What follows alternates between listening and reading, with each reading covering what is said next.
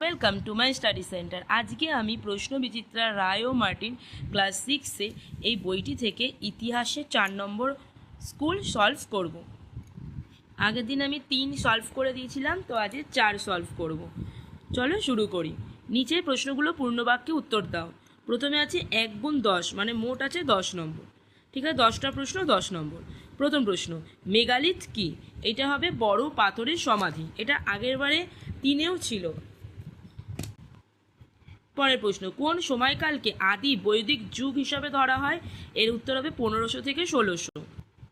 পরের প্রশ্ন, স্নাতক কথাটি কিভাবে এসেছে? এর উত্তর হবে বিশেষ স্থান থেকে।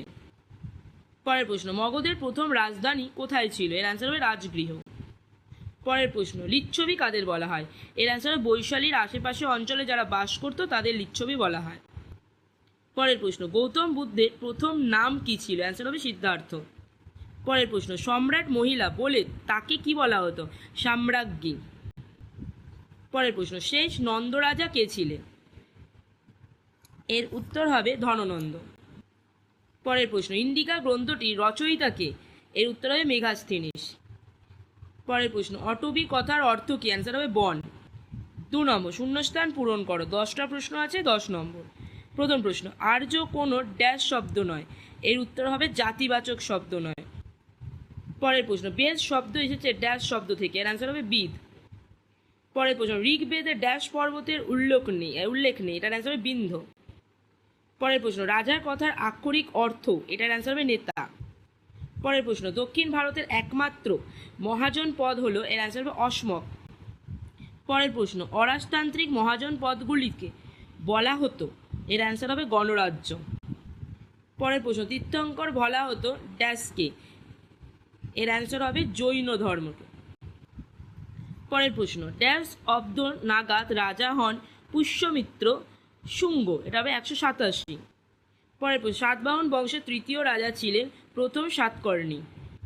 পরের প্রশ্ন, উত্তর ভারতের সমস্ত পথের প্রভু বলা হয়েছে ড্যাশকে। এর অ্যান্সার হবে হর্ষবর্ধন। তারপরে আছে ঠিক না ভুল লেখো। 1 গুণ 10, 10টা প্রশ্ন আছে, 10 নম্বর। প্রথমটা, সমস্ত বৈদিক সাহিত্যকে 4 ভাগে ভাগ করা যায়। এটার অ্যান্সার কি হবে? ঠিক।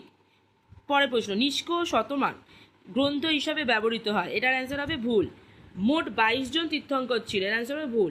পিটক কথার অর্থ হলো পথ। এটার অ্যান্সার হবে ভুল। ভারতীয় উপমহাদেশে সোনার মুদ্রা চালু করেন কনিষ্ক। এটার অ্যান্সার হবে ভুল। বৈদিক যুগে মূর্তি পূজার প্রচলন ছিল না। এটার অ্যান্সার হবে ঠিক। অর্থবেদকে সংহিতা বলে ধরা হতো না। এটার অ্যান্সার হবে ভুল। 29 বছর বয়সে সিদ্ধার্থ সংসার ত্যাগ করে। এটা ঠিক। কনিষ্ক 75 খ্রিস্টাব্দে শাসক হন। এটাও ঠিক। আর প্রথম দিকে গুপ্ত শাসকরা মহারাজা উপাধি নিতেন। এটাও ঠিক।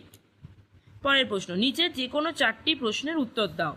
5 গুণ 4, 5 নম্বর করে রয়েছে। প্রথম প্রশ্ন, বৈদিক সভ্যতা বলতে কি বোঝো বা বৈদিক সাহিত্য সম্পর্কে লেখো।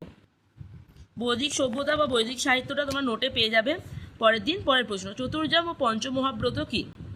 আগের ভিডিওতে বলেছিলাম এটা 70 পাতাতে তোমাদের বইয়ে পেয়ে যাবে। বৌদ্ধ ধর্মগ্রন্থের নাম কি? সেটাকে কটি ভাগে ভাগ করা হয়? অষ্টাঙ্গী মার্গ কি?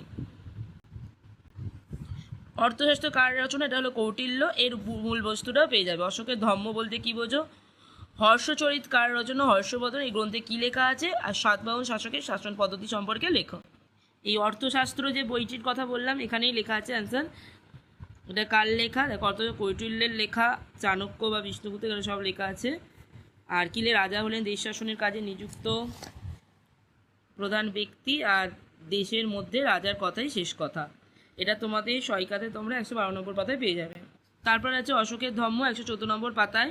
এখানে লেখা আছে সম্রাট অশোকের ধম্ম প্রচার করেছিলেন। অশোকের ত্রয়োদশ লিপিতে ধম্ম কথাটির উল্লেখ আছে। ধম্মের মূল কথা হিংসা না করা, ধম্মে প্রাণী হত্যা বন্ধ করার কথা বলা হয়েছে। তাছাড়া পিতা মাতাসহ সব গুরুজনদের নির্দেশ মেনে চলার কথা বলা হয়।